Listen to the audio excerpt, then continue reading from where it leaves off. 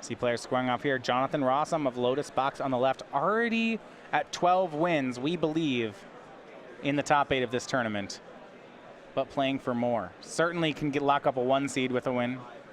Jonathan going to 5 cards is going to make it hard on himself, but he hasn't lost a round yet. And he will keep scrying to the bottom. Bowman on 6 cards.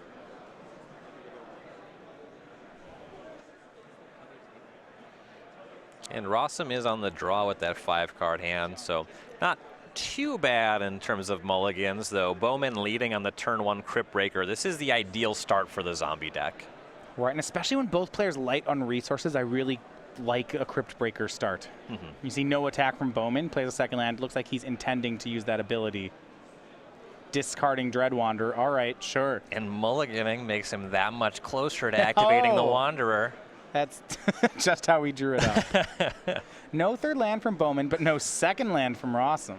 And we still might see a 3rd land for Bowman if he wants to get aggressive drawing a card. Dread Wanderer. He plays Relentless Dead, taps 3 zombies to draw a card. Doesn't hit the land, though. That's still fine. Yeah. Rosum has about 1 or 2 turns to hit a land here. He kept a 1-lander on 5, scryed to the bottom, has missed a land on his first 2 draws. If you have a good mix of spells in 1 land on 5, doesn't make a lot of sense to go to 4, but you will see a lot of games like this. That, yeah, he missed on his first 3 draws. This is turn 3. Both players have missed a land. A fine keep on 5. Here's the land from Bowman. And Lord of the Accursed, and that's game. Rosum has seen enough. Not going to do that. All right, so kind of a non-game there. Both players mulliganing, but thanks to Crypt Breaker, Bowman able to get that one. And that's actually one of the things I like about the Zombies deck. It's so consistent and redundant. First of all, it's low to the ground. Cards cost cheap amounts of mana. Second, it has no color issues because it's a mono black deck. That when you are in a resource light fight, it didn't really... What Adam's hand was 2 swamps and a Crypt Breaker. And that's all he needs to undo a mulligan. Yep, some pretty good spells to cast on top of it. His deck pretty much just did its thing just fine. All right. So the players will move to sideboards for their game 2 for Jonathan Rosum. Angel Sanctions negate, Gideon, Fragmentize, Nimble Destructionist, and Stasis Snare. None of these are really set up to fight against zombies. Yeah, Stasis Snare deals with the sticky threats, your Relentless Deads, so you don't really have spot removal that causes that to trigger too often anyway. Angel of Sanctions is good for much the same reason, but I expect some pretty light sideboarding here. Yeah, and I'm not sure I see too much more on Adam's side. He's got Aethersphere Harvester, Transgress the Mind, Fatal Push, Voldaran Pariah, Never to Return, Liliana the Last Hope, and the Sky Sovereign. So Adam clearly moving things around, but here's the question. Does he know what Rosum's playing? He saw Basic Island. There's a good chance he's been sitting near him or watching games towards the end. Yeah, you might think this is a control deck. You might know the fact that Rosum was the 9-0 yesterday. A lot of times when you go to a tournament, the talk of a tournament is going to be who went undefeated. And they'll say, oh, yeah, Jonathan Rosum did. He's playing Blade Blue. Right. I bet he knows. Yeah, you'll see varying degrees of how heads up people are. For myself, when I'm getting ready in the morning, that means hitting snooze and finding a cup of coffee. Sometimes I am oblivious to things that everybody knows, but we'll see if Bowman is cued into that and he sideboards in what he wants. Like the Fatal Pushes, Voldaran Pariah can be pretty good in this matchup. Liliana the Last Hope, really the best card in this sideboard. Yeah, Last Hope's been great, especially against cards like Selfless Spirit. Love it there. Yep. Well, we are now starting Season 2. We started it 2 weeks ago in Roanoke. This is our first broadcast open. Here's the Cincinnati Standard Open. But we have a full schedule of events for you. So we're going to go through our schedule here in 2017.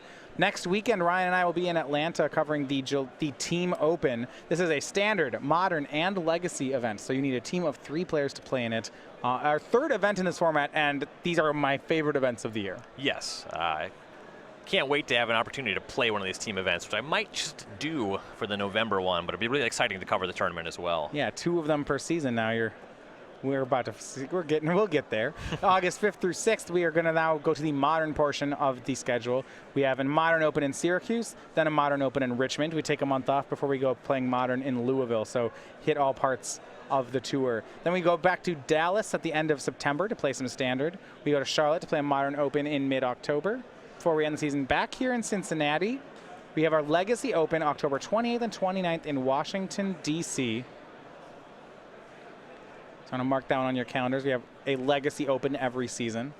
We have our regional championships the following week. Before then, you mentioned November 18th and 19th that Team Open in Baltimore is actually our last Open before the Season 2 Invitational.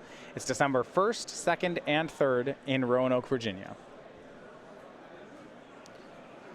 And for those of you coming to SCG Tour events, we also have our Season 2 playmats. These are exclusive art playmats given away. We have one for each format, so Standard, Modern, and Legacy. For Standard, Opens, and Classics, the playmat we'll be giving away is Bantu the Glorified. All of these are the Invocation artworks. So we have our, I guess, former god of Amonkhet, now we have to say. Right. There's only, do the Scorpion God, Locust God, the Scarab God live? I don't really know. I know Bantu's dead, though, right? All of them are. All right. Yeah. Bantu, what is it? We actually have the removal spell. We see that one, and no, we didn't see Bantu die in art. We just saw Kefnet and Ronus get killed in art. We know that Bantu's last reckoning happened, so it's got to be dead.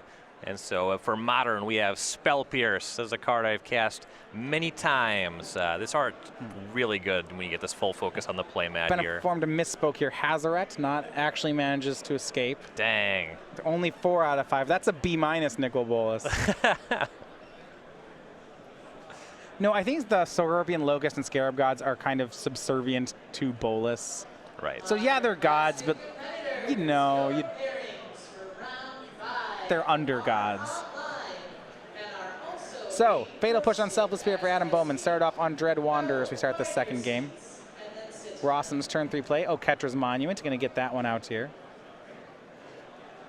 Mentioned how different the Monument and non-Monument games are. A swing of Dread Wanderer, but no third land from Bowman, no Diregraph Colossus, no anything. The second land's Westvale. Abby can't even cast some of his 2-drops. Yeah, and you see his hand, 2 Diregraph Colossus and Liliana the Last Hope. So much to like at 3 mana. But Jonathan going to take advantage. Thraben Inspector, making a clue token and a 1/1. He'll pass. Players here, breakneck speed. Dread Wanderer, Fatal Push. Does he hit a land? He does not. So it looks like we're going to have a runaway in the other direction here. Yeah, it's getting pretty close. Jonathan cracks a clue and takes a turn. Adam, if he hits another land this next turn, might be okay. Liliana the Last Hope does do a pretty good job at checking Oketra's Monument, but generally you have to be on time. Yeah, here's a swing for 2. I guess running Diregraph Colossus can get a lot of value. Yeah, you get a lot of zombies that way. Here is Bygone Bishop, making a 1/1. 2 more mana, another Bishop making a clue and 1/1. Now I'm not sure Colossus in a row is going to matter. Well, Liliana's no longer looking good at all. Yeah, here's a Swamp for Bowman. He's got some play. Yeah, what to do though? With double Bishop, every creature Jonathan plays costs 1 less, makes a 1/1, and makes 2 clue tokens. Yeah. It's really out of hand. Do you even show your opponent that you're packing Liliana is a question to consider. I wouldn't. Diregraph Colossus is fine, though. He'll cast that. Yeah, maybe Rosum's out of gas. Could have all lands. I mean, he probably still wins. I'm not sure he can beat all lands. Rosum has double Angel of Sanctions in hand. Yeah, all lands, it gets him to Ormondal in 2 turns. Yeah. So, pretty scary position. Mono black, no good answers to Ormondal. Dark Salvation. Right, I was going to say. Yeah. 1 answer. Good answers. Counter Ormondal. Adam has Voldarn Pariah in the sideboard. Aha. Rosum will Angel of Sanctions away the Colossus. Not going to take any risks here. You might have held that back to not let your opponent know you're playing it. Rosum doesn't care about that. He's just going to win this one. A little encroachment here. Rosum's attack is just going right over Dread Wanderer. Not even respecting that it's there. I have so many creatures that I need to use your side of the board. Right. You only have 3 lands. Give me some room. Swing for 7. Bowman down to 11. Draws Westvale Abbey.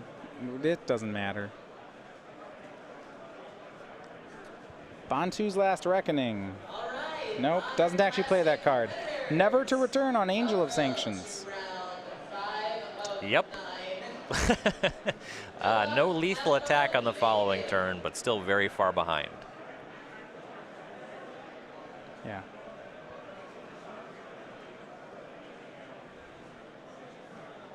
Rosum has another angel, draws another monument.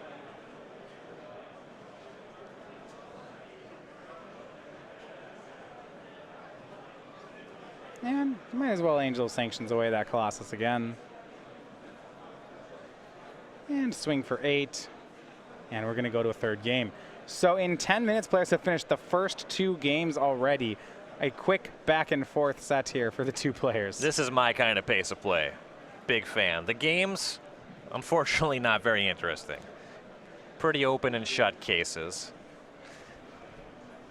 It looks like Bowman did more or less sideboard. It could have been making a hedge, right? Liliana and Never to Return are pretty good against control decks as well. It's possible that Fatal Push is coming back in or something like that as he looks at the sideboard here. Yeah, I mean, I really think he knows what Jonathan's on. Yeah, you could have a play draw, transgress the mind situation happening as well. Sure.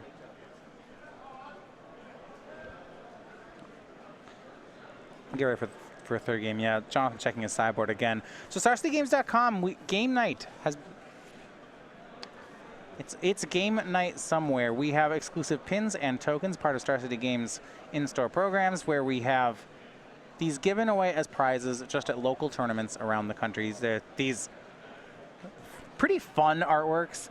You can get them from playing at your local store. This month we're giving away the Goose of St. Traft. That's the pin that we're wearing. It's also an angel. It's also a duck.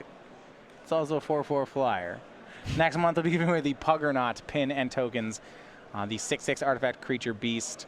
As you see here, and debuting, we have the September promotion. That's the Smell Snare. It's your skunk or 1/1 wizard token. You can collect all of these by finding a game night near you. List of all locations at starcitygames.com/game night. That pun stinks. Yeah. Yeah.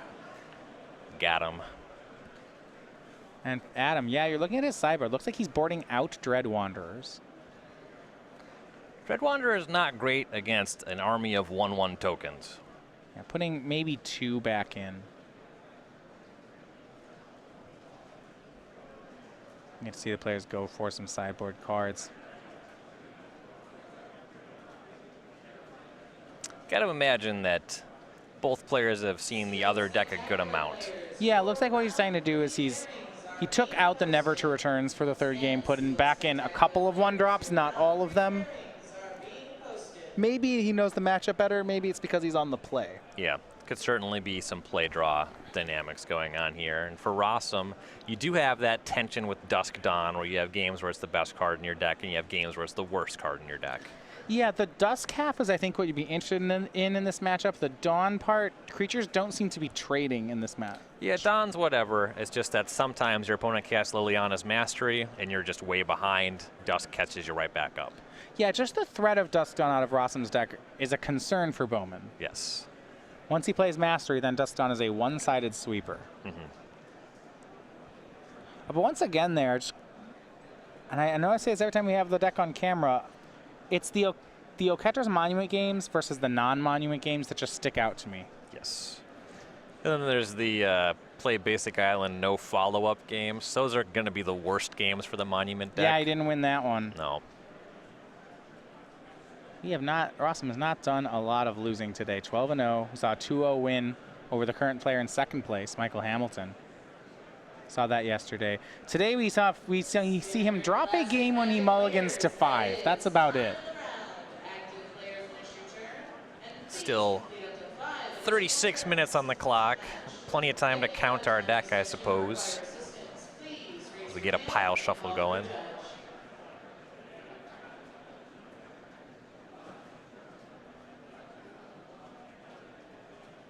Yeah, Bowman will be on the play for the third deciding game between the players.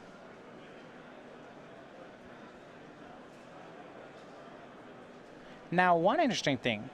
This weekend, 3 mono black zombies decks made day 2. But the most popular archetype of zombies, with 4 copies, and was actually black-white zombies. Got to see some of that earlier. This is a reverse of the popularity from before Hour of Devastation. Yep, generally people previously just went on the side of the more consistent mana base. There's no real reason to go into white. You know, there was a bit more white zombies when we were needing Anguished and Unmaking to combat Aetherworks Marvel. But the draw for black-white right now is largely Mummy Paramount. Pretty innocuous looking creature, looks kind of like a draft common, but it's a 2-mana creature that will often connect for 4 damage. Frequently 3. Yeah. 2/2 for 2 whenever a zombie enters the battlefield under your control. Paramount gets 1/1 until end of turn. But we were seeing it yesterday, a 3/3 every turn, and some games up to 4 or 5/5. Wonder how he's getting so many zombies in play. Just plays very well with cards like Diregraph Colossus. Yes. Dark Salvation also real good. Oh, that's nice. Yeah.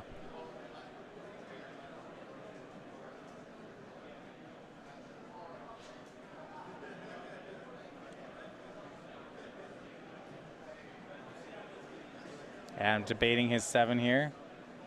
He's going to keep. Jonathan will not. He's going to go to 6. Yeah. You could see on Rosum's face, once he saw the 7th card, he put his hand to the side. He was not thinking about keeping that one. When you're on the draw, do you try to not let your opponent know that? Do you think there's like value in making your opponent decide before you do? When I was really competitive, I would wait to look at my hand. Just deal it face down on the table, let them decide, then pick it up. Yeah, now I'll look at it. I mean, I don't think I have much in the way of tells, but maybe I do when I'm giving away value. I don't really care, I guess. Yeah, I always assume I have tells just because everybody does, and I see no reason I wouldn't. I'm an everybody. Yeah, there's some Magic players that play a good amount of poker. They'd be like, I got this read off of this thing, and it's like, I'm not good enough at the gambling element to get into that. I think there's a lot of false positives as well. No one likes to think that they have tells because it's like really unsettling. Yeah. But we do. My strategy is to just have really good 7-card hands. Just look at them and just say, my hand's good, and to be telling the truth. Yeah. Did you read me for that mana leak? Did it still counter your spell? All right.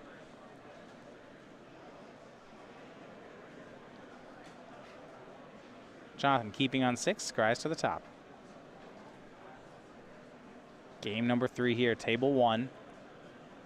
Jonathan already looks to be locked for top 8. Could secure a 1 seed with a win here. 2 rounds out even. Yeah, very impressive tournament. Yeah. First play, Lord of the Accursed from Bowman. Kind of a strange start here. No player with anything on 1 or 2. Yeah, definitely on the slow side for the zombie deck. I think Jonathan hits a card off the top of his deck on accident. They're going to call a judge, make sure that everything is dealt with okay there. These players going so fast here. Cards flying.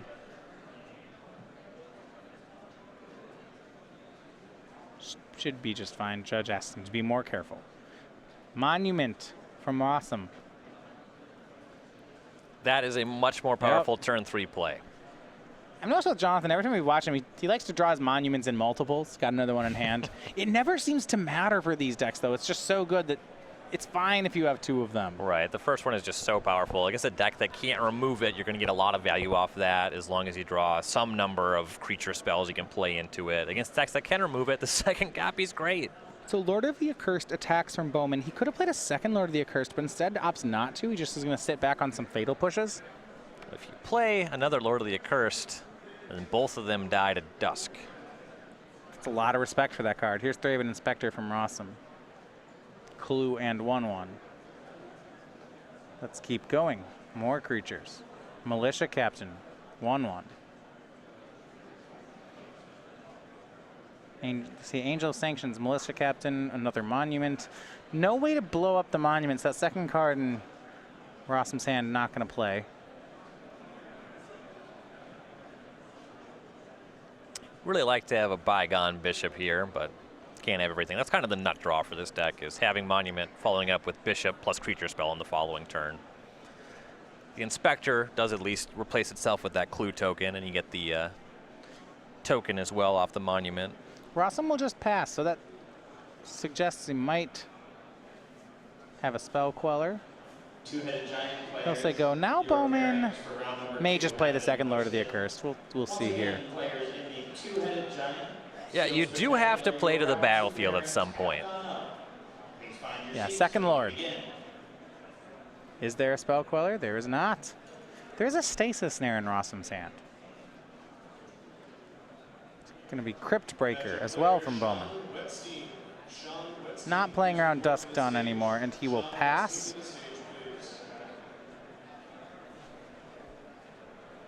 Let's see what Rosum's going to snare. And I like the sequencing here from Bowman. He played the Lord and then the Crypt Breaker. If Rosum casts Stasis Snare here, Bowman will at least be able to draw a card. Oh, that is nice. Yeah, here's Stasis Snare. We'll see what...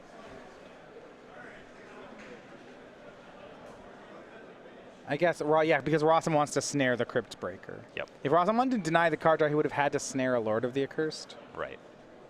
Yeah, that is nice. Bowman going to draw the extra card, go to 18. Me. Yeah, the Crypt Breaker is really the value engine for the zombie deck. If you want to keep pace with Oketra's Monument, you really need to be drawing extra cards, making some kind of value. That could be Diregraph Colossus does it to an extent. So Crypt Breaker drawing extra cards and converting your extra lands into zombies is really powerful. And Angel of Sanctions takes care of a Lord as well. On one of our backup features, Michael Hamilton, the player in second place, actually loses his second round to Jonathan Job's mono red deck. So at this point, Rosum is now a full 6 points ahead of the field. Sitting pretty. Yeah, winning this game, he could keep that margin going. Sure. And he's in a nice spot in this game as well. Yeah, Diregraph Colossus to play for Bowman. He'll swing with the Angel. I mean, this Oketra's Monument is just so good in these decks. Mm-hmm. Seems every game they play it, they just run away with it. Yeah. And with one more land, he'll be able to make an Ormondal. Need to get some tokens on the battlefield, but that's not problematic at all for this deck.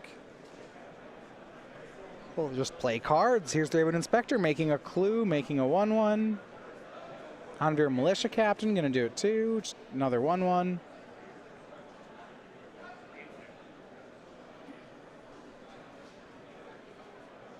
I mean, yeah, Bowman has a Fatal Push for the Militia Captain. That's, sure. Yeah, that's fine. Fatal Push has some spots in this matchup, but it's not going to do nearly enough in the Monument games. Yeah, Bowman looks at the board. What went wrong here? I understand why you have no losses in this tournament. Your deck seems pretty good. And Bowman, Westphal Abbey of his own, but nowhere near making Ormondal.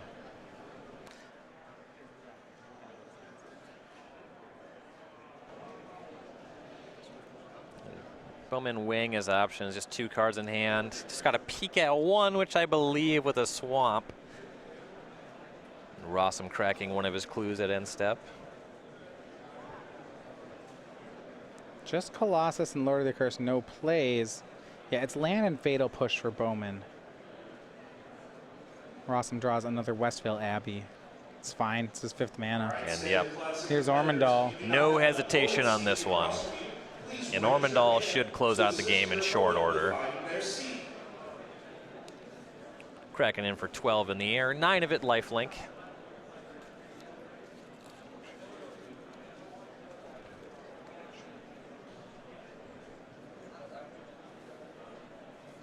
And swinging for, yeah, in the air. Just going to do it.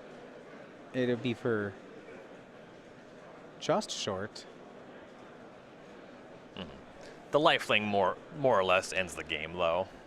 Bowman doing some math. Looks like he's trying to evaluate if he can have any kind of draw that gets him up to Westphal Abbey. And I suppose if he makes a token here, gets some zombie that triggers the Crypt Breaker for 1 or 2 mana, then he can go ahead and Ormondal back. All right, Stan.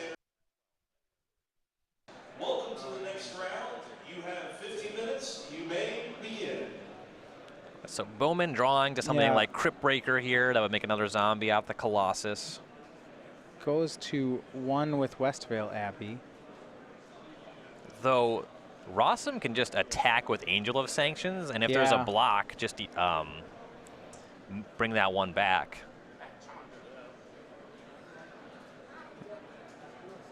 The only ways to kill, we mentioned Ormondal. out of Bowman's deck with cards like Dark Salvation. Yeah, not enough zombies for that plan.